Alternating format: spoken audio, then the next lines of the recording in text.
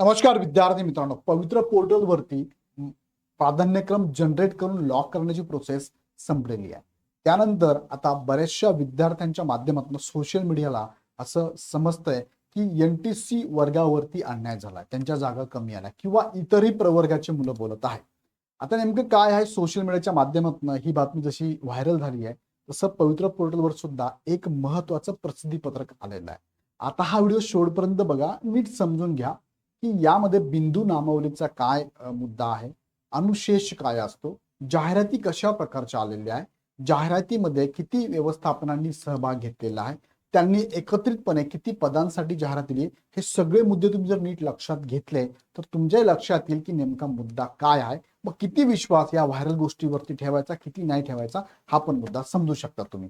आता NTC वर्गाचे काही मुलं आहेत ते म्हणताय की अन्याय झालाय, पण तुम्हाला हा व्हिडिओ बघितल्यानंतर थोडं लक्षात येऊन जाईल की काय घडू शकतं, काय होऊ शकतं. सो हा मुद्दा मी जो सांगतोय तुम्हाला हा समजून घ्या आणि मग नंतर मला कमेंट पण करा. बघा, पवित्र पोर्टल अपडेट काय, कॅटेगरीनुसार जागा कमी आल्यात का, याच्यावर त्यांनी खुलासा दिलेला आहे.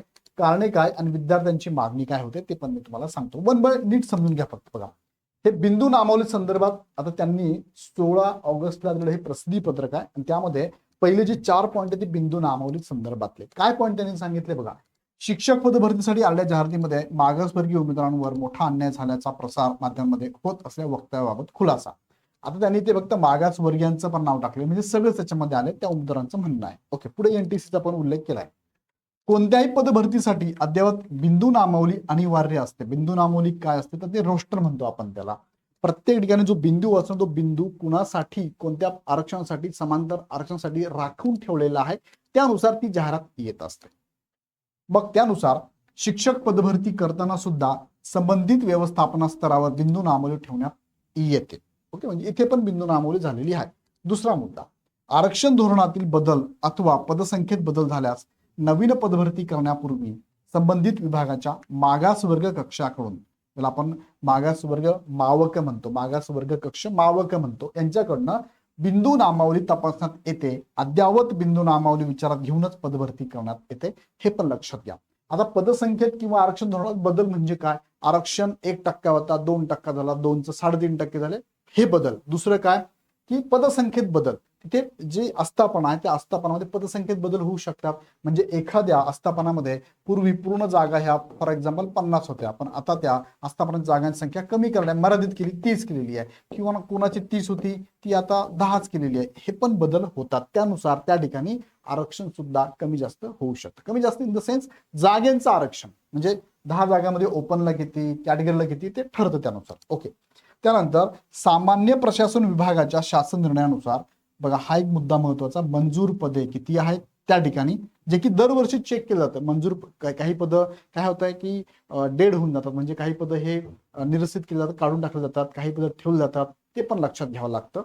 कार्यरत पदे, कार्यरत शिक्षक किती तिथे, त्यानंतर हे विचारात घेऊनच त्यानुसार रिक्त असलेली पदे भरण्याची कार्यवाही करण्यात येते, हे पण लक्षात घ्यायचं आहे.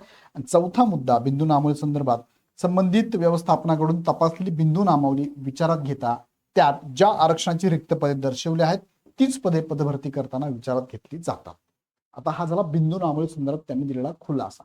दुसरा मुद्दा अजून महत्वाचा, बघा पुढे घेऊन जातो तुम्हाला मी, कॅटेगरीनुसार जागा कमी का येऊ शकतात ते पण त्यांनी एक्सप्लेन केलेलं आहे आणि बरोबर केलं त्यांनी. म्हणजे तुम्ही हा मुद्दा नीट समजून घ्या, पण तुमच्या लक्षात येईल त्यांना काय म्हणायचं. बघा, पदभरती करताना आरक्षणाच्या टक्केवारीनुसार त्या व्यवस्थापनाकडे मंजूर पदे, कार्यरत पदे व रिक्त पदे विचारात घेऊन जाहिरात येतात. उदाहरणार्थ, एखादा आरक्षणाची अगोदरच पदे भरलेली असल्यास, म्हणजे जर एखादा आस्थापना मी घेतलं, तिथे 10 जागा आहेत आणि त्यामध्ये आपण म्हटलं की NTCला 1 जागा आहे, सपोज NTCला 1 जागा आहे आणि ती ऑलरेडी भरलेली आहे, ती रिटायर्ड नाहीये, ती रिक्त नाहीये, भरलेली असेल तर साहजिक त्या पदासाठी, त्या आरक्षणासाठी जागा येणारच नाहीये. सो त्यांनी त्याच म्हटलेलं आहे, एखाद्या आरक्षणाची अगोदरच पदे भरलेली असल्यास त्याची जाहिरात कमी पदे येऊ शकतात किंवा येऊ पण शकत नाही. कमी येतात किंवा येऊ पण शकत नाही, कारण त्या आरक्षणानुसार 3.5%, 1%, 2% तर नाही येणार त्याच्यामध्ये.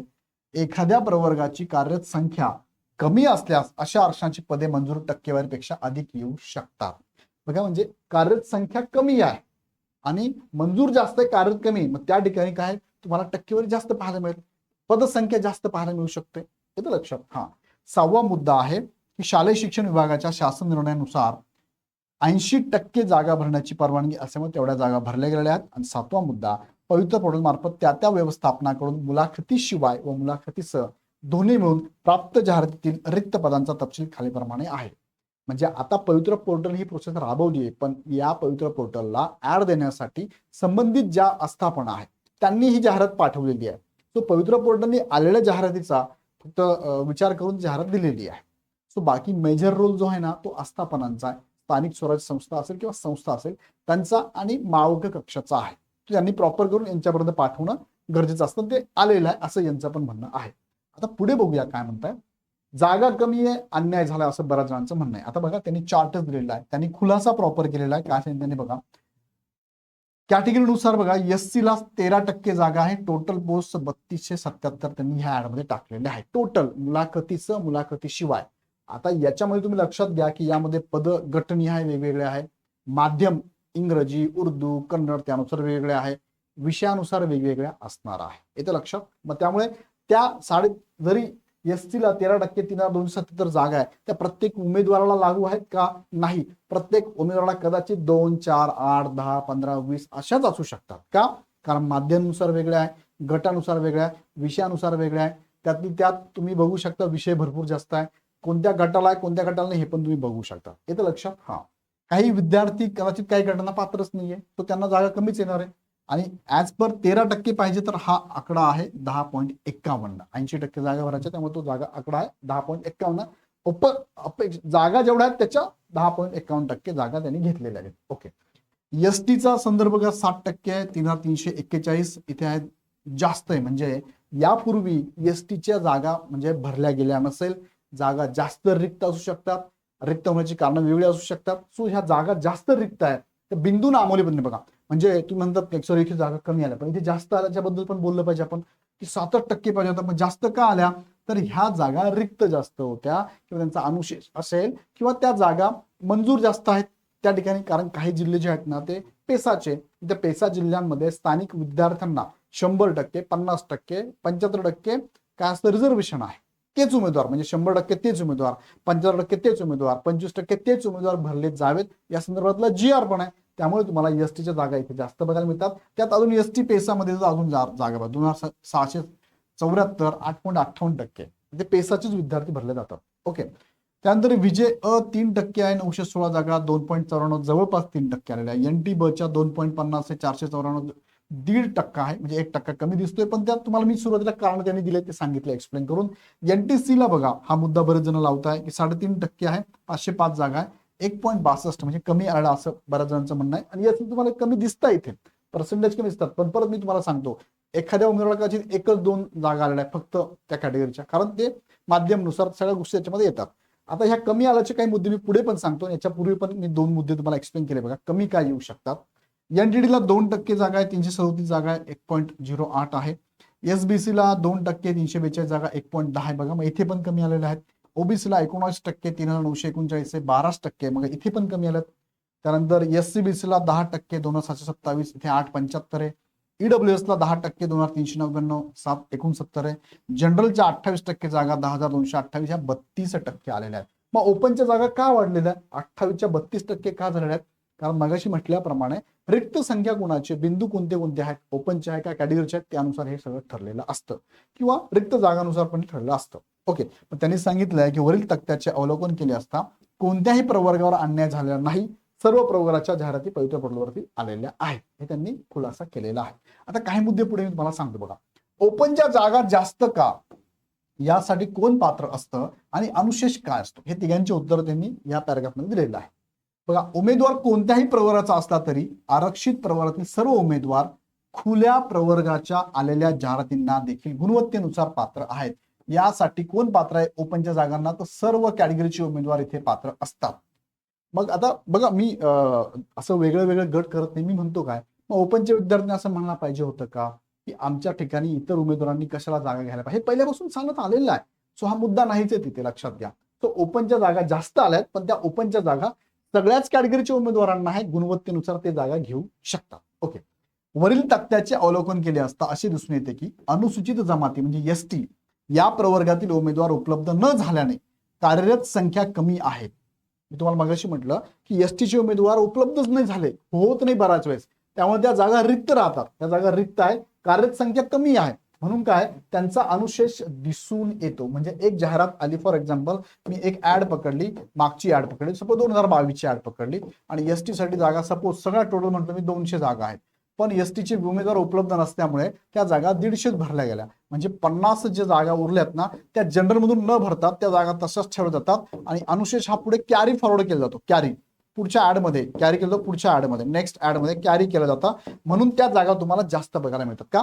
कार्यरत संख्या कमी, काय कारण जागा भरल्याच गेल्या नव्हत्या, त्यामुळे अनुशेष दिसून आला. एसटी प्रवारासाठी 7% असून जाहिरातीमध्ये 10.72% जागांचे प्रमाण दिसून येते. कमी टक्केवारी असून जास्त जागा इथे रिक्त आहे किंवा ऍड मध्ये बघायला मिळतात, त्याला कारण आहे अनुशेष आहे. बरोबर. पुढे सर्वोच्च न्यायालयाच्या निर्णयानुसार बघा त्याने निर्णय इथे दिलेला आहे, पेसा क्षेत्रातील बिंदू नामोल्लेखित करण्यात आलेली आहे. पेसा क्षेत्रातील रिक्त पदांसाठी पदांची संख्या मोठी आहे. बघा पेसाची संख्या तुम्ही आता बघितली खूप जास्त आहे, 8% आहे. त्यामुळे आरक्षित प्रवर्ग बघा, आरक्षित प्रवर्ग 50% आरक्षित एसटी साठी जागा आहे आणि 50% खुल्यासाठी. आता खुल्याचं प्रमाण इथे जास्त का दिसतं, तर इथे बघा पेसा क्षेत्रामध्ये 50% जागा डायरेक्टली खुला प्रवर्ग आहे आणि 50% आरक्षित जागा आहे एसटी साठीच आणि बाकीच्या खुल्या प्रवर्गासाठी ठेवलेल्या आहेत. सो याप्रमाणे तरतूद असताना पेसा क्षेत्रात आता खुल्या प्रवर्गाची देखील पदभरती होत आहे, त्यामुळे देखील खुल्या प्रवर्गाची पदे जास्त दिसून येत आहे. तुम्हाला खुल्या प्रवर्गाचा 10.72 दिसतो ना, तो पेसा क्षेत्रामध्ये 50% फक्त एसटीला आणि 50% सर्व ओपनला आहे, कॅटेगरीला नाहीचे तिथे. त्यामुळे ओपनच्या जागा अजून वाढलेल्या. तुम्ही इथे पेसा बघू शकता, बघा इथे पेसा इथे बघू शकता, बघा ह्या पेसाच्या जागा आहे. बाकीची यामध्ये मेजर तुम्हाला दिसते ना, त्या ओपन साठी गेलेल्या जागा बघायला मिळतात, ज्या की इकडे आलेल्या आहे. बघा एसटी म्हणजे ओपनच्या जागा आहेत ना 32% वर गेल्या तुम्हाला दिसतं इथं. ओके. त्यानंतर पुढे मुद्दा आहे बघा, हा मुद्दा तुम्हाला कळला. पुढचा मुद्दा बघा, एनटीसी जागा कमी आहे. मग बघा आता बऱ्याच विद्यार्थ्यांना काय झालंय, जागा ऑलरेडी आलेल्या किती आहे त्यांनी सांगितलं. बघा एनटीसीच्या जागा किती आल्या ते पण नाही. एनटीसी प्रवर्गाचे उमेदवार पण त्यांनी सांगितलंय, जागा पण म्हणजे 505 आहे. पण ह्या 505 पैकी काय झालंय, ह्या 505 जागा परत काय डिव्हाइड झालेल्या आहे. ह्या डिव्हाइड झाल्या, कशामध्ये डिव्हाइड झाल्या, तर यानुसार गटनुसार झालाय, माध्यमानुसार झालाय, विषयानुसार झालाय, पात्रतेनुसार झालाय, अजून काही मुद्दे असेल. सो काही उमेदवारांना ए उमेदवार जर असेल तर ह्या ए उमेदवार वाटू शकतं मला फक्त एनटीसीचे ओपनच्या आलेत मला जागा प्राधान्यक्रम आले, पण एनटीसी जिथे व्हॅकंट आहे त्या मला 1, 2 किंवा 4च फक्त ऍड आलेले आहे असू शकतात. का? कारण ह्या जागा परत डिवाइड झाल्या, गटनिहाय, माध्यमनिहाय, विषयानुसार, पात्रनुसार परत विभागल्या गेल्या. येतं लक्षात. ह्या उमेदवाराची पात्रता फक्त कदाचित 11 ते 12च आहे. 11 ते 12ला अशा जागा कमी आलेल्या आहे. त्यात एनटीसीला अजून कमी आहे. त्यात गटनिहाय जे विषय माध्यमनुसार कमी आहे, उर्दू माध्यम, मराठी माध्यम, इंग्लिश माध्यम, त्यानुसार अजून विषयानुसार कमी आहे. सो असं होऊ शकतं काही उमेदवारांना ह्या जागा कमी म्हणजे अगदी 1-2च ऍड बघायला मिळाले असतील, शक्यता आहे, हे लक्षात घ्या. पुढे त्यांनी एक्सप्लेन केलं बघा एनटीसीला जागा कमी असण्याची कारण काय काय असतील. प्रसार माध्यमांकडून प्राप्त झालेल्या माहितीनुसार जाहिरातीमध्ये 30,209 पदे, एनटीसी प्रवर्गाचे 11,000हून अधिक उमेदवार, तर फक्त 100 जागा जाहिरातीत आल्याची माहिती पसरत आहे. म्हणजे सोशल मीडियाला काय होतं, ह्या दोन गोष्टी बघा लक्षात घ्या. त्यांनी काय सांगितलंय की पहिले असं सांगितलं जातं एवढ्या जागा आहेत आणि एनटीसी प्रवर्गाचे उमेदवार तर 11,000 आहे आणि त्यांना फक्त 100 जागा आलेल्या आहेत. त्यांनी तथ्य मांडलेलं आहे की सोशल मीडियाला फिरलेली बातमी आणि आता तथ्य काय ते त्यांनी सांगितले. बघा काय सांगितलंय, स्पष्ट करण्यात येते की एनटीसी प्रवर्गाचे 7,546 उमेदवार आहेत. सांगितलं जातं 11,000, ते आहे ऍक्च्युअली किती 7,546, म्हणजे 2,500 जवळपास जागा, 2,500-3,000 जागा त्यांनी वाढवून सांगितल्या, 2,500-3,000, 3,500 पर्यंत. ओके. पुढे आणि 505 जागांच्या जाहिराती प्राप्त झाल्या आहेत. म्हणजे टोटल तुम्ही 100 जागा सोशल मीडियाला सांगतात, पण ऍक्च्युअली 505 जागा एनटीसीला आलेल्या हे पण त्यांनी सांगितलंय. यावरून प्रसार माध्यमामध्ये विसंगत माहिती पसरवली जाते दिसून येते. त्यामुळे थोडंसं सोशल मीडियाला कधी कधी होतं असं, भरकडून जातो माणूस, काहीतरी फॉरवर्ड करतो, पुढे पुढे फॉरवर्ड करतो, हा यार असं झालं असं झालं, तर असं काही घडलं नाही असं स्पष्ट सांगितलेलं आहे. आणि एनटी अ 3%, एनटी ब 2.5%, एनटी क 3.5%, जे की तुम्ही एनटीसी म्हणता इथे, आणि एनटी ड ला 2% यांच्यासाठी स्वतंत्र आरक्षण लागू असले तरी, 4 हे गट आहेत ना एनटी अ ब कडे, स्वतंत्र आरक्षण असलं तरी एकूण आरक्षण मात्र 11%च असणार आहे. सगळं मिळून 11%च आहे. प्रत्येकाचे आरक्षणाचे प्रमाण कमी असल्याने ते अंतर्गत परिवर्तनीय आहे. म्हणजे हा जर उमेदवार नाही भेटला तर ही जागा इकडे ब ला जाऊ शकते किंवा ह्या जागेवरती इतर उमेदवार पण इथे काय म्हणजे आपण मेरिटनुसार जाऊ शकतात. त्यामुळे एखाद्या प्रवर्गात कार्यरत जास्त असल्यास एकूण 11% मर्यादा विचारात घेऊन कार्यवाही करण्यात येते. त्यामुळे प्रत्यक्षात कार्यरत असलेली विचारत असल्यामुळे जाहिरात प्रमाण कमी दिसून येते. हे पण त्यांनी ते प्रॉपर एक्सप्लेन केलेलं आहे. आणि शेवटचा मुद्दा फार महत्वाचा आहे, अत्यंत महत्वाचा मुद्दा, व्यवस्थित लक्षात घ्या. पवित्र पोर्टलवर प्राप्त झालेल्या जाहिराती विचारात घेता. आता बघा हा मुद्दा काय, 1 ते 5 पद म्हणजे एक ए नावाची संस्था आहे, ए नावाची संस्था म्हणा, आस्थापना म्हणा, ही संस्था आहे. यांनी जाहिरात देताना काय केलं, त्यांच्याकडे फक्त 1 पद, 2 पद किंवा 3 पद किंवा 4 पद किंवा 5 पदे, एवढ्याच पदांसाठी जाहिरात दिली. काहींच्या आस्थापना अशा की एकच पदाची जाहिरात आहे, 2च पदांची, 3च पदांची. पण मला सगळ्या कमी पदांची जाहिरात असेल तर कॅटेगरीनुसार पर्सेंटेज कसं वाटणार समजून घ्या. 20 पदं जर असतील, एखाद्या जाहिरातीमध्ये 20 पदं असेल ना, तर त्याच्या 3.5% जर आपण केलं तर ते किती 0.70 होते. म्हणजे 3.5% एनटीसीला जागा द्यायची म्हटलं तर 20 जर जागा असेल तर त्यामध्ये 1 पद येऊ शकतं एनटीसीच्या वाट्याला. हे आपण वरवर बोलतोय. पण रोस्टर लेवलला बिंदू नामोली केली तर कदाचित पदं कमी जास्त होऊ शकतात. काही कॅटेगरीसाठी जास्त जागा येऊ शकतात, एसटीला जास्त जागा येऊ शकतात, ओपनला जास्त जागा येऊ शकतात. एनटीसी जागा ऑलरेडी जे कार्यरत आहेत त्यात भरले गेलेले आहेत बिंदू, ते नाहीच शिल्लक. सो इथे जागा कमी येण्याचे ही पण चान्स असू शकतात. बघा किती, 1 ते 5 एवढीच पद अशा ऍड देणार किती संस्था आहे, 1995, 1915 सर्वात जास्त आहे. बघा त्यानंतर 6 ते 10 पदांची जाहिरात, 6 ते 10 पदं ज्यांच्या जाहिरातीमध्ये बघायला मिळतात ती 307 आहे. 11 ते 15 पदांची जाहिरात देणारी संख्या 90च आहे. 16 ते 20 अशी पदं असणारी 45 आहे. मग यावरून असं लक्षात येतं की 20 पदांची जाहिरात दिलेल्या व्यवस्थापनाची संख्या एवढीच आहे, 2357. ज्यांनी मी तुम्हाला म्हटलं 20 पदांची जाहिरात जर दिली, अशा किती आहे, 2357 आस्थापना आहेत. आणि त्यांची पदं किती टोटल 8582 इतकीच आहे. जिथे आरक्षणाचे प्रमाण कमी असणाऱ्या प्रवर्गाच्या जाहिराती येण्याची शक्यता कमी दिसून येते. आता थोडं मी तुम्हाला एक्सप्लेन करू का. बघा एक जाहिरात तुम्हाला बघा, ऍड या सर्व याच्यामध्ये काय बघा, 20 किंवा त्यापेक्षा कमी पदांची जाहिरात देणाऱ्या व्यवस्थापनांची संख्या मोठी आहे. 20 किंवा 20 पेक्षा कमी, 20 किंवा 20 पेक्षा कमी, 20 पेक्षा जास्त पदांची जाहिरात देणारी संख्या नाहीच जवळपास. फार मोठी संख्या कोणाची आहे, 20 पदं किंवा 20 पेक्षा कमी पद आहे. आणि त्यांच्याकडे काय झालंय, एकूण पदसंख्या मोठी आहे. तीच संख्या म्हणजे त्या आस्थापना जास्त आहेत.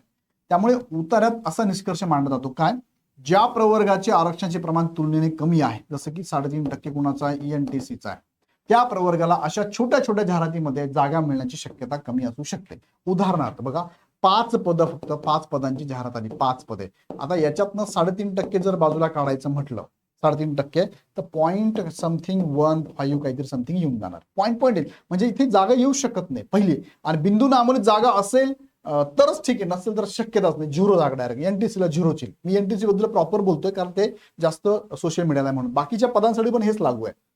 सो जिथे 20 पद आहे, 20 पदांची जाहिरात जर आली, 20 पदांची जाहिरात आली, त्यात 1% ज्यांच्या व्हॅकन्सी आहे किंवा 1% जे आरक्षण आहे त्याला किती जागा मिळेल बरं, 0.2% मिळेल.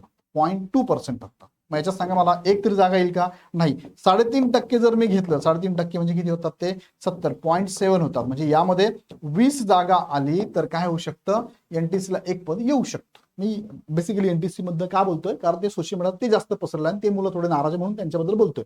बाकी सगळ्यांसाठी हे लागू आहेत बरं का, हे पण लक्षात घ्या. मला दुखवायचं कुणालाच नाहीये, मी फक्त मुद्दा तुम्हाला मांडून दाखवतोय की आरक्षण कसं कसं होत चाललेलं आहे. पुढे बघा, समजा एखाद्या व्यवस्थापनाकडे 5 जागा आहे, लक्षात घ्या.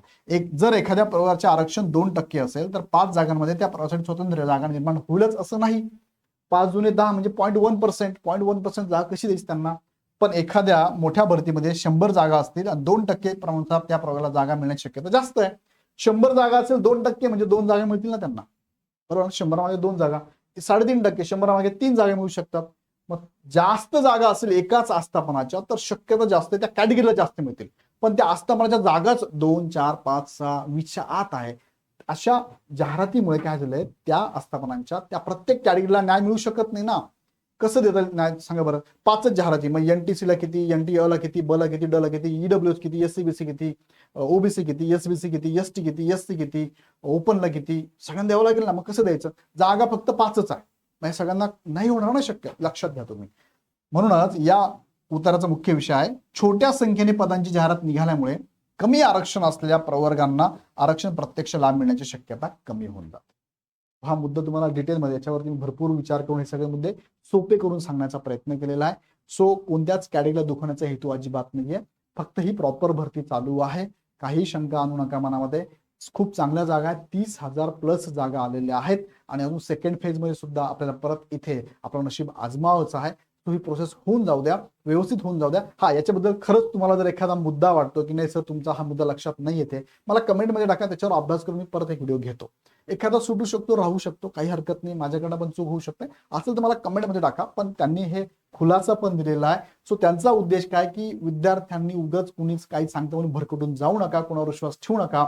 तुम्हाला अडचण असेल आम्ही तुम्हाला एक्सप्लेनेशन देतो, त्या पद्धतीने त्यांनी पूर्ण खुलासा केलेला आहे. आता यात अजूनही काही शंका असेल तर आमच्या टीमला तुम्ही तुमचं मत व्यक्त करू शकता, अदरवाईज खाली कमेंट बॉक्समध्ये पण तुमचं मत व्यक्त करू शकता आणि अगदी तटस्थपणे आणि विचारपूर्वक तुम्हाला काय म्हणायचं प्रॉपर मांडा, काही हरकत नाहीये. नाही आवडलं तर तसंही सांगा, काही प्रॉब्लेम नाहीये. मी मांडायचा प्रयत्न केला, तुमच्यापर्यंत रीच करायचा प्रयत्न केलेला आहे. आवडलं तर लाईक करा, सगळ्यांना शेअर करा. पुढच्या अपडेट बघण्यासाठी चॅनल सबस्क्राईब करून बेल आयकॉन क्लिक करा. पुन्हा व्हिडिओ आपण नेक्स्ट व्हिडिओमध्ये. धन्यवाद.